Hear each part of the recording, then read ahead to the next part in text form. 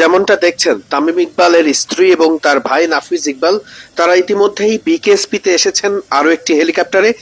তামিম ইকবালকে তার যে একটি হেলিকপ্টার তার জন্য ঠিক করা হয়েছিল, যেই হেলিকপ্টারে করে তামিম ইকবালকে দ্রুত ঢাকা নিয়ে আসার ব্যবস্থা করা হয়েছিল, সেই হেলিকপ্টারে তোলার সময় কিন্তু তামিমের শারীরিক অবস্থার আরো কিছুটা অবনতি হয়, অর্থাৎ তিনি আরো বেশি অসুস্থ বোধ করছিলেন।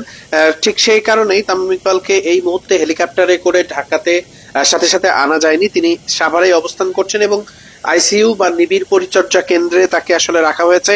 এখন পর্যন্ত আসলে তামিম ইকবাল খানের শারীরিক অবস্থা স্টেবল হয়নি এবং তামিম ইকবালের পরিবারের সদস্যরাও কিন্তু তারা এই মুহূর্তে বিকেএসপিতে এবং তারা সাভারে অবস্থান করছেন।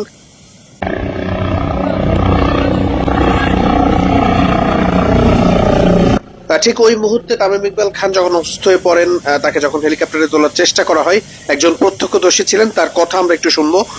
তামিম ভাইকে যখন নিয়ে আসলো, নিয়ে আসার পরে আপনার ওই দুই তিনজন বুকে চাপ দিচ্ছে, তারপরে আপনার হচ্ছে খুব সিরিয়াস অবস্থা। পরে ওই হেলিকপ্টার নামার পরে পরবর্তীতে আপনার অ্যাম্বুলেন্সে করেই আবার এই ফজিলাতুন্নেসা কেএফসিতে ওইখানে মানে নিয়ে চলে গেল।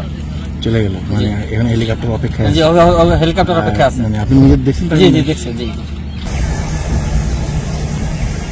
এই হেলিকপ্টারে করেই তামিম ইকবালকে ঢাকায় আনার প্রস্তুতি নেওয়া হয়েছিল, কিন্তু হেলিকপ্টারে তোলার সময়, অর্থাৎ প্রথমবার যখন তামিমকে হেলিকপ্টারে নিয়ে ঢাকায় আনার চেষ্টা করা হয়, তিনি তখন আরো বেশি অসুস্থ বোধ করেছেন এবং যে অক্সিজেন মাস্ক রয়েছে সেটা খোলার সাথে সাথেই তামিম ইকবাল অনেক বেশি অসুস্থ বোধ করছিলেন, যে কারণে প্রথমে আনা সম্ভব হয়নি। যখন এই যে অ্যাম্বুলেন্সে যে অক্সিজেন ওটা খোলার পর তখন সে আরো অসুস্থ ফিল করতেছে বেশি। তখন বুকে কয়েকজন ডাক্তার ছিল, চাপ দেওয়ার পর আরো বেশি হইতেছে। পরে ওনারা একটা ডিসিশন নিয়ে ফজিলাতুন্নেসা আমাদের কাছাকাছি যে মেডিকেল আছে এখানে নিয়ে দ্রুত চলে গেল।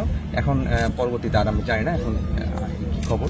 ওনারা কি তোলার চেষ্টা করছিল? হ্যাঁ, তোলার ইয়াতে হেলিকপ্টারটা আসার পর এখানে তোলার চেষ্টা করছিল, কিন্তু যখন অসুস্থ বেশি দেখে তখন আর হেলিকপ্টার উঠায়নি, তখন নিয়ে চলে গেছে।